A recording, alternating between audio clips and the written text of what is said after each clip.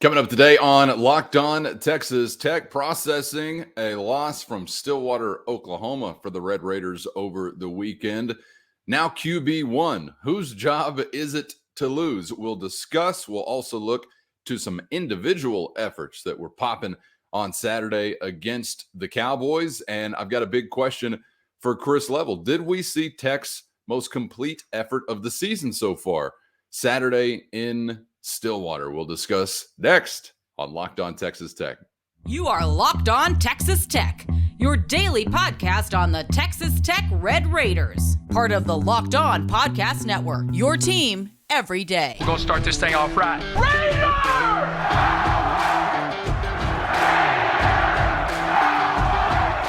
Everything runs through Lubbock. Good to be back with you on Locked On Texas Tech on the Locked On Podcast Network, your team every day. I'm Casey Cowan with the only Chris Level. We are kicking off another week in West Texas, this time without any football. However, we'll get to that. Not sure that an open weekend comes at all that bad of a time for Joey McGuire and the Red Raiders. So, of course, we'll spend some time this week looking back at what went down over the weekend in Stillwater, Oklahoma. 41-31 as the Red Raiders are close, but without cigars against number 7 on the road, Chris. And I swear you mentioned something similar to this kind of scenario last week, man. You did a lot of good things, but just not quite enough to actually pull off the upset. Oh, it's so frustrating. Yeah. Yeah, I mean, like, how were you going to feel if you play hard, play well at times, but it's just not quite good enough? And here we are.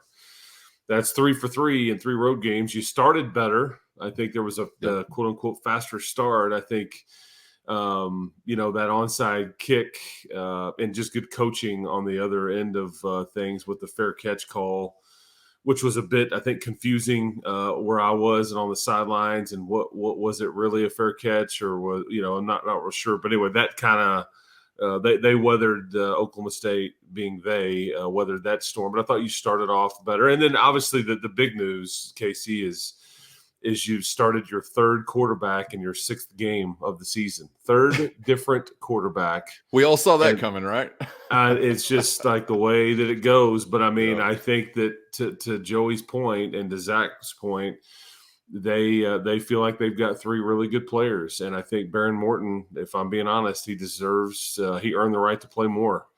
He wasn't the same in the second half because of, I think, a bit of an ankle issue, which was, I was afraid it was going to be some sort of knee. I thought he got hit late and they waved the flag off. But kid's tough, man. He competes. And had he done these things in the middle of the week, and it's hard to grade or judge these kinds of players because he doesn't – every time I've seen him, he looks like what you saw yesterday. I only am seeing scrimmages and live periods and things like that, and I just don't know if he had quite – and mentally, I think at the beginning of the season, I don't know if he was ready to be that guy. But you see what he's capable of, man. He doesn't care, man. He just slings it, and he's tough. But that was obviously the big storyline from the game versus Oklahoma State. But dadgummit, 3-3 and 1-2 in the league really is all anybody cares about. That's all Joey cares about. Yeah, no doubt about it. And I know there's a wide smattering, obviously, of opinions on this result, but I was walking away from it encouraged, Chris, because you have a freshman, your third quarterback, making a start there, first one of his career on the road in that type of environment. And we know all the other ways Tech has been just beleaguered in general. And the fact that I thought once again, you were where you wanted to be in the second half and in the fourth quarter, and you still had a chance. And I told myself last week I wasn't going to be discouraged. I don't know if there's any bonus encouragement, but I'd just stay the same if that was the case. So I'm doing my damnedest to just stay the same and not make a liar out of myself on that. But I don't know how you're not encouraged by what this program is showing you through the first half of the season. If we were just grading the first half, it's certainly above my expectations, Chris. And I also curious what you think about this. I don't know how there is another quarterback that starts a game that's not Behren Morton if he's healthy. I've never seen Donovan Smith look as sharp as Behren Morton did. I've never seen Tyler Shuck look as sharp as Behren Morton did. I haven't seen an offense move like that since Moby Dick was a minnow, it feels like. And I know it changed in the second half. I know it wasn't a complete effort, but I was blown away by what the offense looked like in the first half and how quickly he was moving the ball. And I'm telling my buddies I'm watching it with, I swear I hadn't even cussed the offensive line yet. And it was almost halftime. And there were plenty of times, Chris, where Caleb Rogers has still got a guy breezing by him, but just the simple ability to feel that and take 2 steps up in the pocket makes a world of difference, right? So is it Behren Morton or bust if he's healthy enough to be your starting quarterback? Because I think a lot of fans are going to feel that way. Yeah, couple of things. One, I think Donovan has looked slower. I'll tell you where Donovan got hurt, and he's played through it, and is that it was the second half of the NC State game. If you remember, he kind of goes down. It doesn't slide. He goes down. He gets hit. He gets kind of bent awkwardly. I mean, it was a brutal shot. And he's almost like down at his knees, but he's up at the waist, and he just gets popped, and he kind of gets bent backwards a little bit. I think that dinged his knee up a little bit. He's played through it. Well, then the shoulder strain, but this is, I think, partly why he's looked a bit timid and just not very sure of himself and not as quick, or and back in the pocket. I think with Behren, I think if you're willing to go that route, you're going to have to live with some mistakes. But here was the thing. Because Oklahoma State's defensive line was so good, probably the best defensive line you'll see. I mean, I feel like we say this all the time, but there's so many good fronts in this league. But that one is really old. They probably have 6 guys that are just dudes. 4 of them are redshirt seniors, as we talked about last week. But the plan was, let's protect Behren and our offensive line. Let's just get rid of the ball really fast. And so there was a couple times where, Oklahoma State kind of knew what you were doing, and they would sniff out those out routes and on the perimeter, and it almost cost you a little bit. But I think getting rid of the ball so quickly and protecting that offensive line was a nice recipe for sure. Plus, that's Oklahoma State's kind of perceived weakness or inexperience. That's kind of the way that game plan you could tell was built. But yeah, the ball. It's funny because Behren doesn't have this prototypical throwing motion. It's sidearm. It's a lot of upper body, but it comes out fast. And it comes out fast. And I think people were surprised at how athletic he is. Just how I was with his wheels. And so, but. It's just with all that, you're going to take some hits, and he got beat up a bit in the second half. He was on, kind of a dinged up ankle, and like I said, and I was worried that it was something else, and I thought it was worried that it was a little more serious, but he'll be fine, I think. And I think the week off would be good for him as much as anybody. But I think it's kind of interesting about the quarterback situation, Casey. I think that I don't know if Tyler is quite going to be ready for West Virginia. I think that's a question mark. I just don't see how there's any way you don't play with Behren against West Virginia, assuming that ankle heals up. And guess what? Their defensive line is the strong point of that West Virginia defense. And they play this week against Baylor, and so it'll be interesting to see kind of how that goes. So and I wonder – whose job is this right now? Is there somebody that lays a claim to it during the open week? Well, it's going to create some interesting dynamics, I think, because as we've talked about, it's not just the right now, and it is, but it's like, what's this look like as we go forward and really into the offseason? Because that's what I'm kind of, and maybe you can't worry about that. What Joey says and what Zach says, hey, we go with the guy that gives us the best chance to win on this Saturday. In my opinion, I think that will be Behren, versus West Virginia. Now, past that, I guess maybe Behren decides that, just like kind of Donovan decided to this point. But I just think he's been playing through a knee and a shoulder issue and just didn't look right last week. And so they were like, okay, we're not forcing this thing.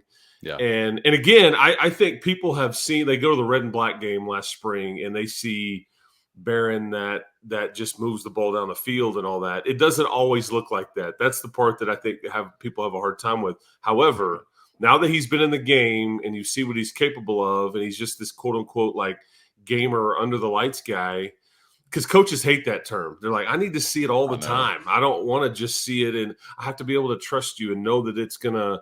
But I think that's just who he is, and I think that. I think he's earned the right to continue to play, but it was fun to watch, man. I think you knew there was going to be a mistake or two. That's just part of what it is. And that turnover that he threw hurt you big time. And I would say that the fair catch decision on the 5-yard line probably hurts you just as much because you're already pinned deep. But that turnover and that we're talking all these little just the one turnover. You turn it over 6 times in your 2 previous road games, or actually it was 7. And just the one time there, but that's enough to. It's hard to beat Oklahoma State and Stillwater, man. It just is. They're really good. They don't give you anything. They've got juice. So they're good on both sides, and they're well coached. I mean, it's just a tough. But you played with them, man. You did. It doesn't show up in the record, and you get nothing for it. But you can, if there's any solace there to take from it, you can certainly take that. You can play with those guys. There's got to be some moral victories and all that out the window. But you're trying to rebuild a program, and I think there's another layer of brick that you have laid to continue to head in the right direction. And man, I'm looking favorably upon the second half schedule with what you've got on your home slate and who you're visiting as well on the road with the Cyclones and the Frogs. So who knows what that number could look like when we're talking about a final record at the end of the season. But I said a few weeks ago, I thought Tech was looking like a bowl team, even if that's just 6-6. And I sure as hell am feeling like that, and even more so now. And that leads to a question I want to ask you about where this ball game sits within the context of this season so far and efforts we've seen from Tech. And we'll get to that coming up dead ahead on Locked On Texas Tech. But first, the numbers are not lying to you when I tell you over 4 million have chosen SimplySafe home security to protect their home. You don't earn the trust of that many people without doing a lot of things right. At SimplySafe, your safety, the only thing that matters, and they're protecting you with cutting-edge security technology powered by 24/7 professional monitoring agents who always have your back. With 24/7 professional monitoring, SimplySafe's agents call you the moment a threat is detected and dispatch police or first responders in an emergency, even if you're not at the home or can't be reached. Customize the perfect system for your home in just a few minutes right now at simplysafe.com/lockedoncollege. That's simplysafe.com/lockedoncollege and save 20% on your SimplySafe security system when you sign up for an interactive monitoring plan and get your first month for free. So visit simplysafe.com/lockedoncollege to learn more now, because there's no safe like SimplySafe. And also our friend Armand Williams standing by for your call right now with Schooley Mitchell, North America's #1 business cost reduction company, Chris. And you see it right there on the screen if you're watching on YouTube. Just on average, essential business services reduced by 28%, just on average. So think about what that type of wiggle room could do for your business, right? And that's what Armand Williams is there to do. Look in those cracks, crevices, and corners that you may not be considering day to day as a business owner. Yeah, and I've heard rumors, and it's not a rumor; it's actually a fact. He saved some business, I think, in the last week or so. I think 68% of some things. Okay, so yeah, went way above and beyond. I think what they were aiming for, and he just did a great job for this particular company. So, and my man Armand was listening to the Texas Tech broadcast over the weekend, trying to help us out with some of the TV replays that we saw. So he's invested, man. He's a Red Raider through and through, and he's good people, man. So let him help you. Yeah, let him help you. And there's no upfront costs. It just starts Correct. with a free analysis, and then they only share in any savings that they may find. So it's a good day for your business, and it's a good day for Armand. 68%. Think about that. I mean, that's well above that average. So there's no telling what he might be able to find for yours. SaveWithArmand.com is the website. Again, no upfront cost. Just starts with a free analysis. That's all you need to get the ball rolling with our buddy Armand Williams at SaveWithArmand.com.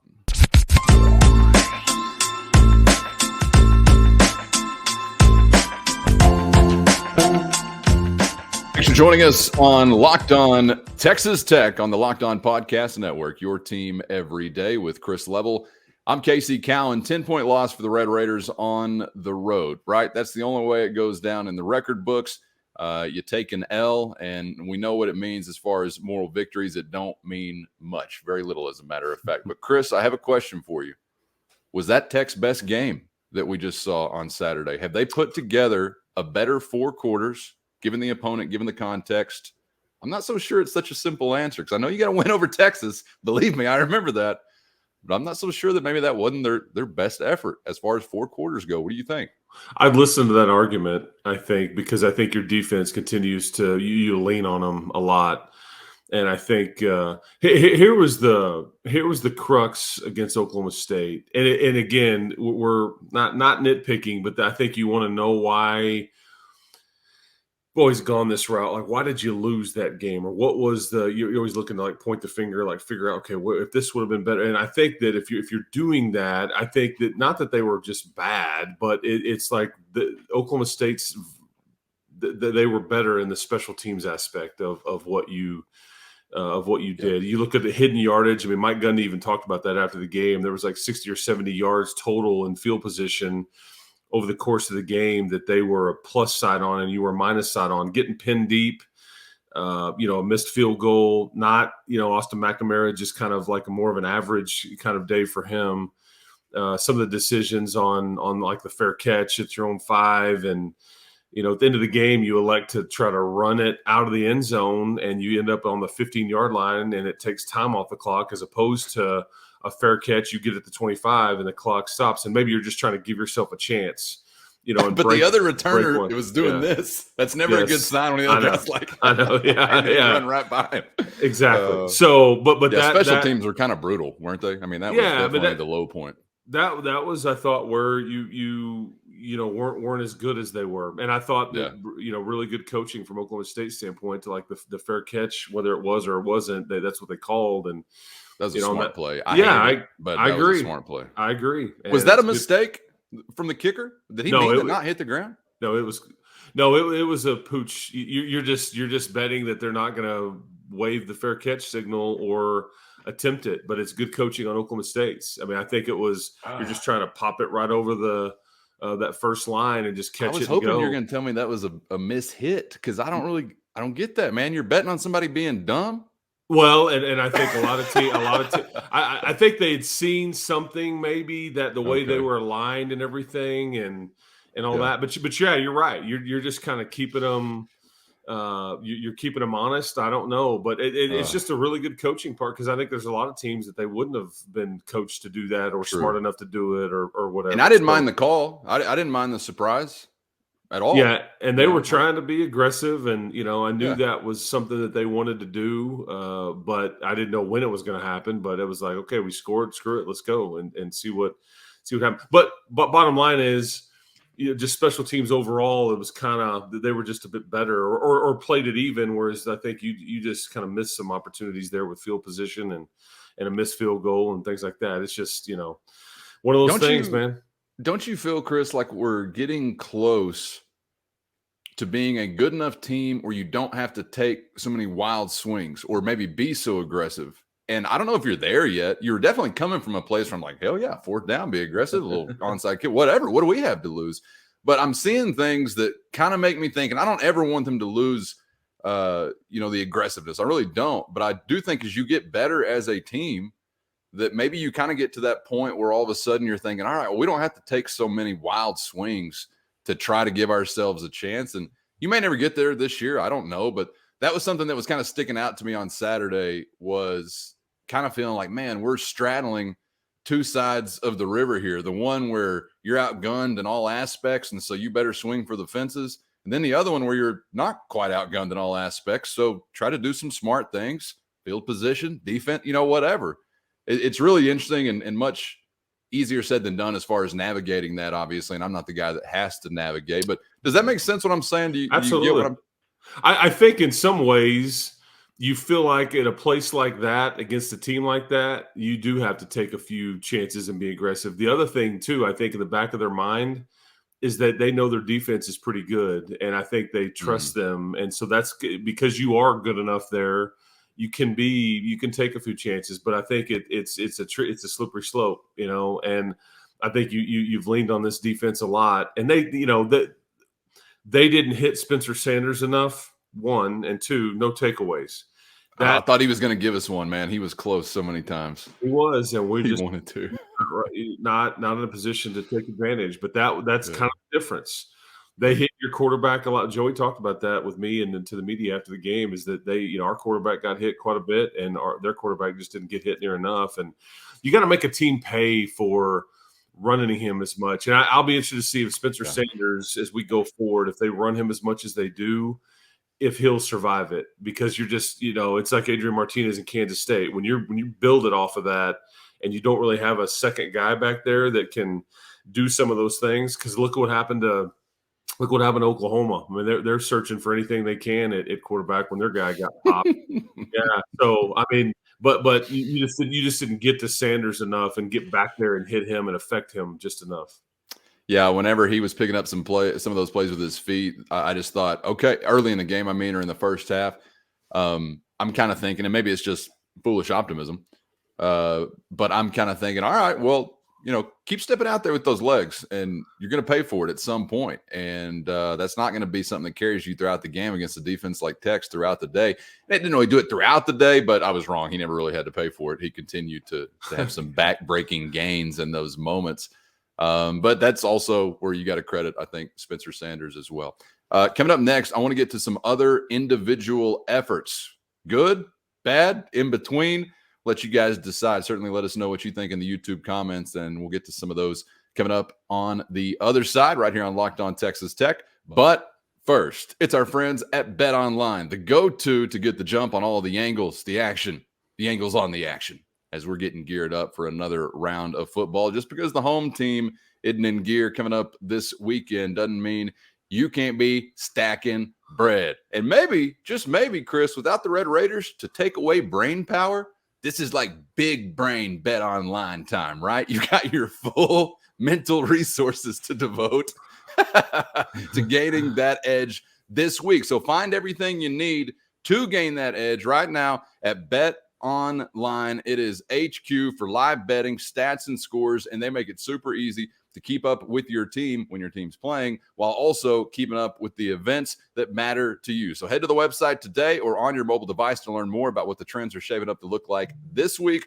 with BetOnline, where the game starts.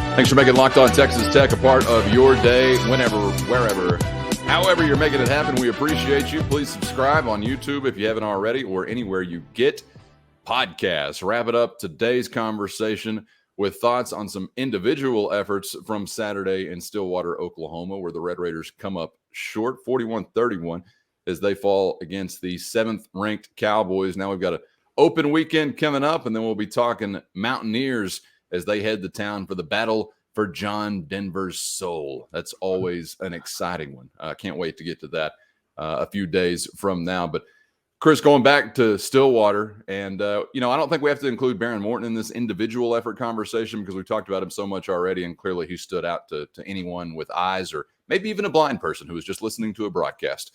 He stood out to everyone.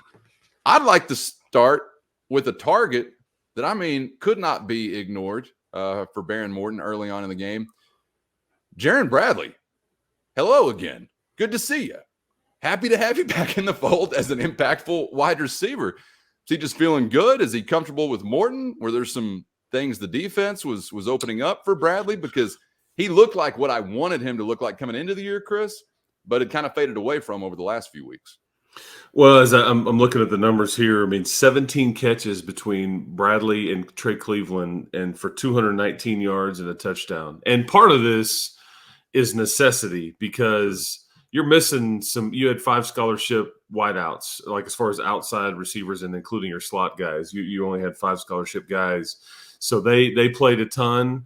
I think the plan, again, was going to be to throw it, and I don't think you felt like you could run it well against Oklahoma State. And so it's a product of kind of the matchup, but nice to see Jerand playing well, because you need him. And he was a big-time recruit. I think he continued to get better, and just like Trey Cleveland, who's starting to be very consistent with what he's doing. If you can ever get Lubbock back to healthy and kind of like what you hoped he would be in August, boy, you feel pretty good about just your group in general. But yeah, Jerand is somebody, or Jerand, I think it's Jerand Bradley. I've asked him this before, and I forget which one it is, but that's my bad. But yeah, but he plays it like hoops, man. He's a big body. He plays leverage. He wants the ball up high. He wants to kind of post you up on a route and do some different things. But I thought I thought he played well, and so did Trey Cleveland. I don't want to forget to mention him because those two guys, like I said, Cleveland, man, he's just starting to,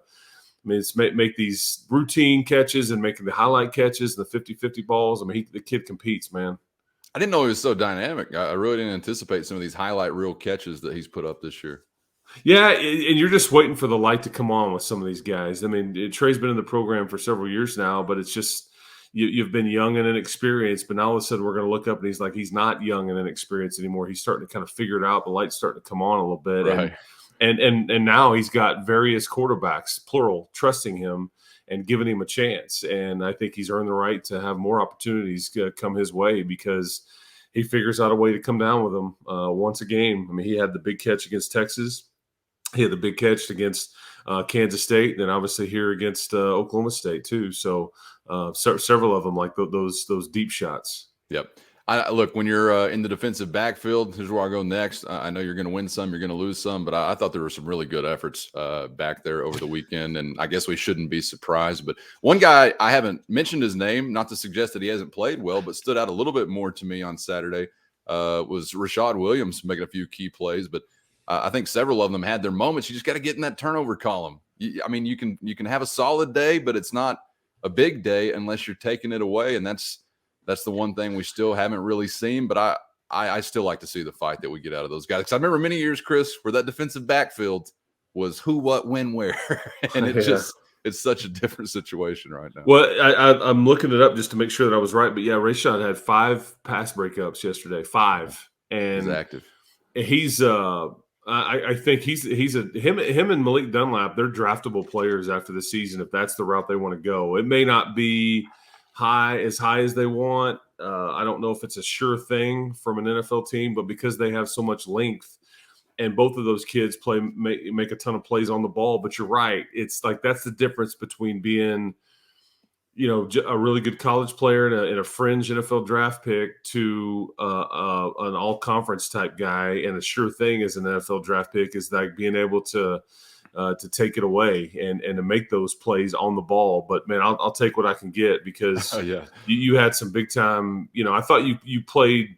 Your coverage was pretty good. Again, Oklahoma State's good. Spencer Sanders is good. Their scheme is good. They're just well coached, and they're gonna find some things, and they certainly did enough of that. But I think you had some DBs that really competed, and that's really the theme with the team. Casey is, man, you play hard, man. You scratch, you claw. It's just you're just not quite good enough to make the plays or get over the hump a bit. But I like how hard they're playing. But Rayshad, he was really a bright spot yesterday for sure. I like that a lot, man. Anybody else in pads or in a uniform we need to touch on? Tyler Owens, I thought, got his first start. Yep. He's in the Texas transfer, and that's a good-looking sucker in a uniform. You just don't get many guys that look like that. But right, he's got another year where he could come back and play next year. I hope he does do that because he's a bit of a freak, athletically, and I just think he was playing better than Reggie right now. And so they started Tyler Owens, and I'd be willing to bet that Tyler Owens earned him, kind of like Behren Morton, earned some more right to play because he was all over the place yesterday and played the run well. He had a couple of pass breakups himself, and I just thought he was aggressive, and he's got some length to him, which that goes a long way with coaches too. Yeah, that was good to see. No doubt about it. I forgot about Tyler, but yeah, he definitely deserved mention there. I want to step away from the guys in uniform because as we were just discussing a little bit ago, really wondering, was that Tech's most complete effort of the year? Probably be debated. We'll see. Tell us how you feel in the YouTube comments. But for all the good things, I do wonder, second half for your offensive coordinator, was that one of his best moments of the year? How do you gauge the day for Zach Kittley? Because you go with the redshirt freshman quarterback, you put up a number of points that should win a lot of football games, Chris, and you do it against a tough defense on the road. But I know those final 2 quarters, man, they had to be like ultra frustrating for those offensive guys. So what'd you make of Coach Kittley's day? Yeah, I think you kind of ran out of gas. I think they had a good game plan. Oklahoma State adjusted to it. They just started taking away some of that quick game stuff. And, look, you just don't know. You don't have anybody that runs away from anybody at the skill spots. And I think, I'd love to replay that game with Miles Price in there because I think he's the one kind of guy that can kind of is dynamic, if that makes sense. But you just there's not a lot of separation ability from some of your skill guys, which puts you in a bind at times, and you couldn't really run it well. And here was another. I was curious on why, and I don't think he was dinged up at all, but Taj Brooks really.